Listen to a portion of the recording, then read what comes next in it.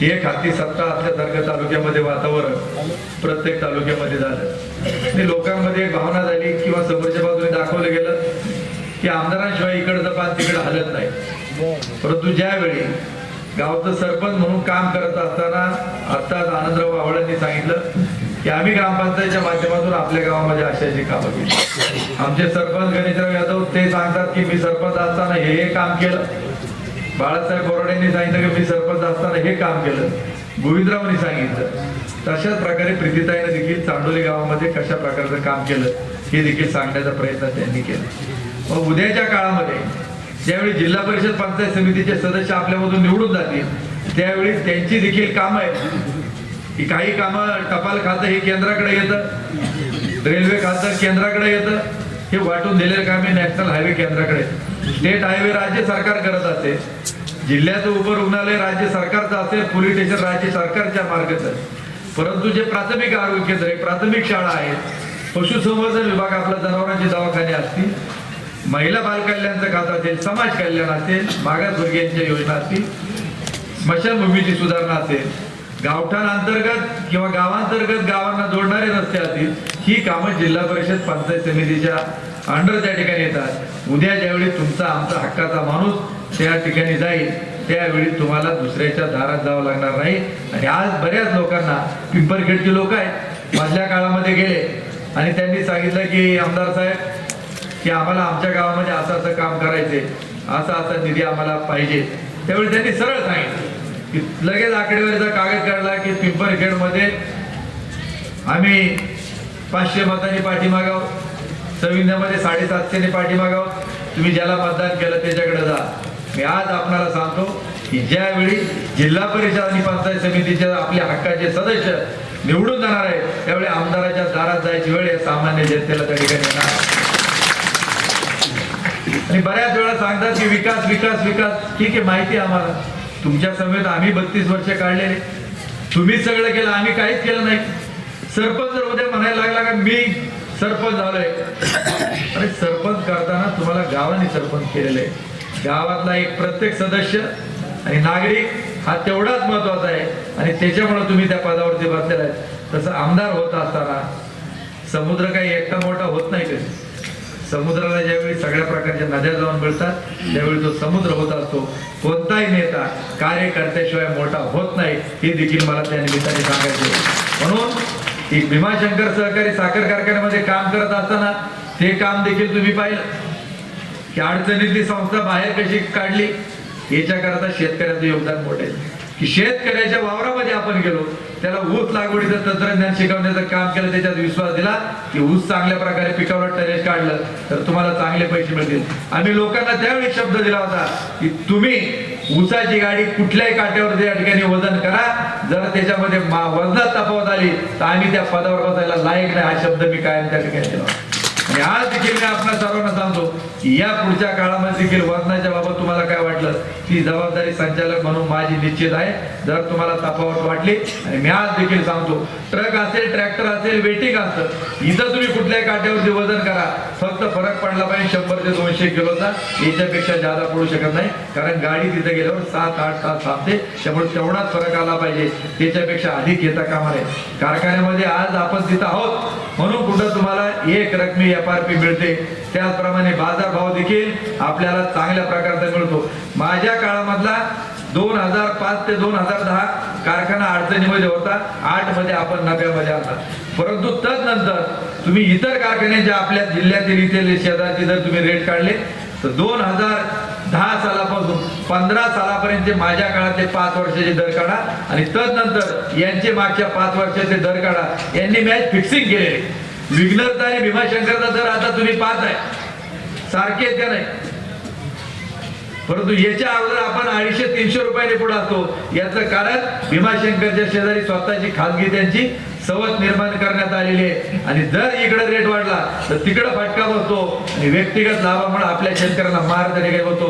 परंतु मी आपल्याला सांगतो की तुम्ही डगमाईचं कारण नाही, मी जोपर्यंत त्या कारखान्यामध्ये तुमचा प्रतिनिधी म्हणून आहे त्यावेळी तुमच्या 1 रुपयाला धक्का लागू देणार नाही।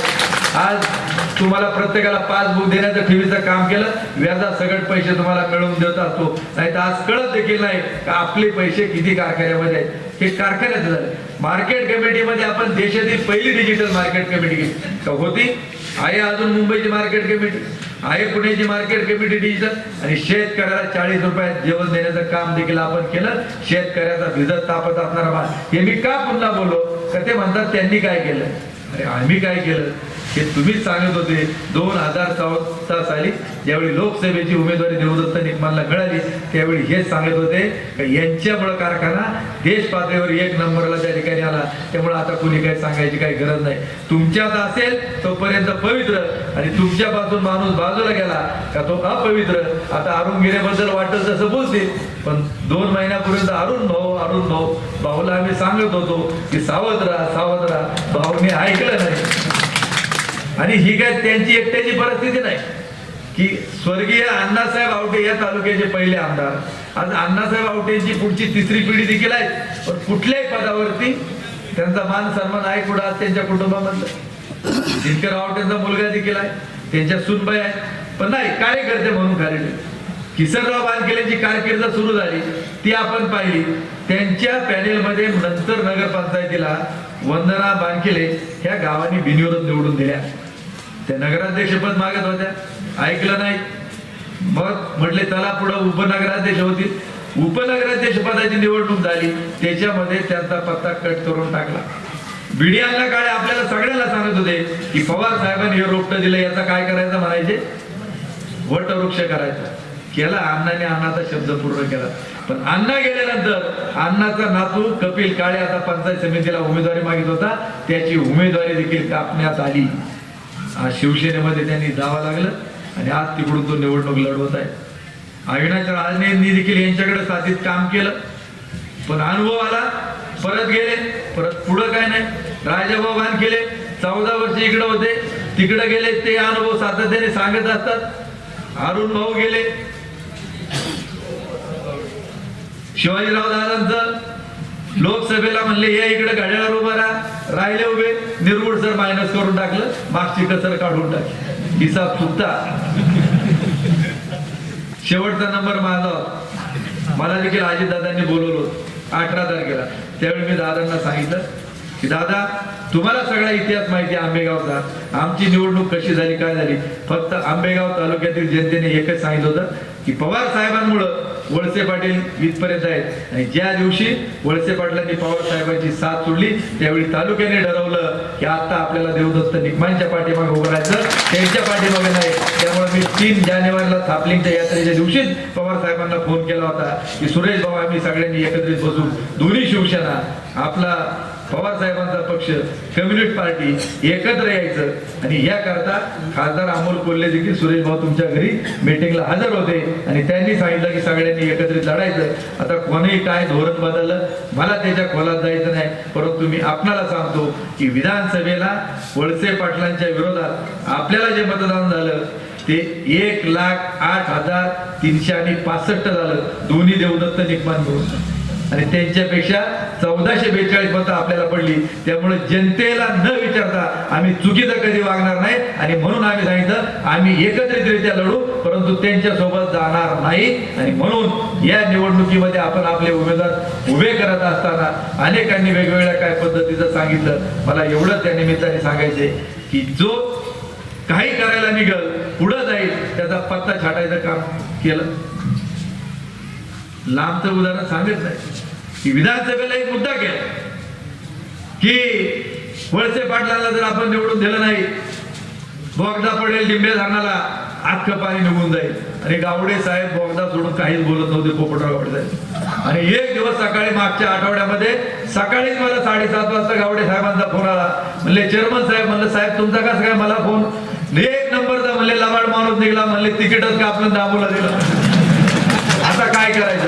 म्हणलं साहेब तुम्हीच म्हणत होते बोगदा बोगदा बोगदा नाही, म्हणले आपल्याला एकत्र आलं पाहिजे. म्हणलं आता आमचा सगळं ठरलेलं आहे, त्यामुळे तुम्ही तुमच्या पद्धतीने हे करा. पण तुम्हाला अनुभव आला ते चांगला. वयाच्या 86 वर्षे गावडे साहेबांना दिलेला शब्द देखील यांनी पाळला नाही. म्हणून मला एकच अनुभवला, मी सांगितलं होतं की तुम्हाला तिकीट मिळणार नाही, तुम्ही सावध राहा. परंतु त्यांचा त्यांच्यावरती पूर्ण विश्वास होता. अरे आमच्या वेळी मार्केट कमिटीला तुम्ही सांगितलं की एक व्यक्ती, बरोबर, आता देवदत्त निकमसाठी जर हा नियम असेल, ते आलंय, मी कालच मोबाईलला पाहिलं, पक्षाचा अध्यक्षाचा व्हिडिओ आलेला आहे, एक व्यक्ती एक पद. आता अध्यक्षाला मला विचारायचं, आता तुम्ही जे सांगत होते, तुम्ही दूध संघाचे किती वर्ष डायरेक्टर आहेत? 35 वर्ष. आता हा नियम तुम्हाला लागू. आणि याचं त्याचं सोडा, आता इथं जे उमेदवार आहेत त्यांचे पतिराज ठेकेदार तर आहेत, पण खरेदी विक्री सांगत तिकडच्या गाण्यामध्ये तिकडे खरेदी विक्री सांगत त्यांची पोरगी ठेकेदार आहे. पण एक चांगलं झालं या ठेकेदारांच्या बाबत, त्यांनी 7-8 वर्षापूर्वी मलाच विचारलं होतं ड्रिपचं काम चांगलं काम कोण करेल. मग मी सांगितलं आता एक जणाला, म्हणलं हा माणूस चांगलं काम करतो, जवळच आहे, तुमच्या ध्यानात आलं असं. मग त्यांनी केली 50,000 ड्रिपचं काम झालं, ड्रिप चालू झाली. मग आता जो लाभार्थी उभा आहे आणि मग पेमेंट द्यायची वेळ आली, हा गडी काय पैसे देईना, तो रोज जायचा, मग थोडं फार दिलं 5-10 हजार. परंतु 7 वर्षात तो माणूस कंटाळा घरी जाऊन देखील बसला. आणि त्या दिवशी मला सहज आठवण झाली का, म्हणलं निवडणुकीचा काळ हा वसुलीचा काळ, बाकी चुकती होत. मी त्याला फोन केला, अरे म्हणलं तुझं ते ड्रिपचे पैसे मिळाले का? म्हणलं साहेब नाही मिळाले. म्हणलं एक काम करा, तुझं जेवढं बाकी राहिले ना तेवढे फक्त मला कळव, आणि म्हणलं तुझी कसे पैसे मिळत नाही ते मी बघतो. म्हणलं त्यांनी एक मेसेज टाईप केला, अमुक तुम्ही या कामाकरता माझ्या दुकानातून एवढं मटेरियल येतं, या तारखेला तुमची ड्रिप केली, परंतु अद्यापर्यंत तुम्ही मला काही पैसा दिला नाही. तेव्हा या मतदारसंघातील तमाम मतदार बंधू भगिनीला माझी विनंती, अशा लबाडाच्या बायकोला अजिबात मतदान तुम्ही करू नका. आणि तुम्हाला सांगतो 40,000 रुपये दुसऱ्या दिवशी गुगल पे वरती दिले. खासगी तुम्ही मला विचारलं तर मी तुम्हाला नावानिशी सगळं सांगितलं, कोणत्या अकाउंट मधून पैसे त्या ठिकाणी दिले. आज मला त्यांना एवढं सांगायचंय की ही जी लबाड टोळी आहे, की आता रस्त्याचं काम होताना आपल्याला कळतं एवढ्या लांबीचा असा खराब झाला तर, पण लाईटीची कामं होत असताना जो पोल रावायचा आहे त्याच्यासाठी तो पोल सिमेंटच्या कॉन्क्रीट मध्ये राहण्याचं टेंडर मध्ये इस्टिमेट मध्ये रक्कम आहे. आपल्याला कळत नाही किती लांबीचा कंडक्टर तारा वडलेले आहेत, परंतु अंदाजे सगळे लिहिले आहेत. आणि ही बोगस बिलं काढून यांनी आमापासा पैसा त्याच्यामध्ये कमावलेला आहे. पण तुम्हाला माहिती, एकदा मी एखादा विषय हातात मध्ये घेतल्यानंतर त्याचा छडा लावल्याशिवाय मी त्याला सोडत नाही.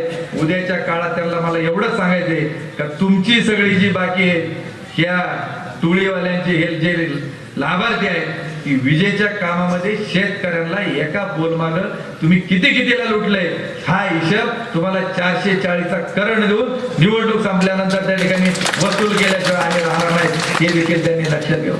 आज जिल्हा परिषदेचे जे उमेदवार आहेत त्यांना मागच्या वेळी आपण सगळ्यांनी निवडून दिलं, काय दर्शन झालं त्यांचं आपल्याला नाही. आणि म्हणून देवदर्शन करण्याचं आता त्यांनी सुरू केलेलं आहे. मी आपल्याला एवढंच सांगतो की ज्यांनी कधीही निवडून आल्यानंतर गेले 5-7 वर्षामध्ये आपल्यामध्ये आल्या नाहीत, थांबल्या नाहीत, त्यांच्याकडे आपण पाहण्याची अजिबात गरज नाही. आज दोन्ही महिला आपल्या सक्षम अशा उमेदवार आहेत, त्यांचे विचार देखील आपण सर्वांनी या निमित्ताने ऐकले की अत्यंत हुशार. आणि त्यांना मला एक विनंती करायची की उद्याच्या काळामध्ये महिलांसाठी तुम्ही जशा दोघे चांगल्या बोलतात तसं कृतीमधून तुम्हाला सर्व ते दाखवता आलं पाहिजे. म्हणून या महिलांकरता उद्या बचत गटाच्या माध्यमातून आज महिला 1%, 2% जे पैसे घेतात ते उद्याच्या काळामध्ये त्यांना कमीत कमी दरामध्ये आपल्याला वार्षिक 4% पेक्षा अधिक व्याजदराने, कमी व्याजदराने त्यांना ते कर्ज उपलब्ध करून देऊ. आरोग्याच्या बाबत महिला सक्षम त्या ठिकाणी करू. अशा प्रकारचं काम. आणि व्यक्तिगत लाभाच्या, जी मुलगी शाळेला जाते प्रत्येकीला सायकल, अशा वेगवेगळ्या प्रकारच्या, आणि प्रत्येक कुटुंबामध्ये जिल्हा परिषद पंचायत समितीच्या माध्यमातून पिठाची चक्की देण्याचं काम हे तुम्हाला करावं लागेल. यासाठी तुम्ही प्रामाणिकपणे काम करा, हे देखील मी सांगतो. बोलण्यासारखं खूप काहीतरी असेल, आपला वेळ संपत आलेला आहे. मला एवढंच सांगायचंय की लढणारा जर भक्कम त्या ठिकाणी असेल तर जनतेच्या मागण्या पूर्ण होतात.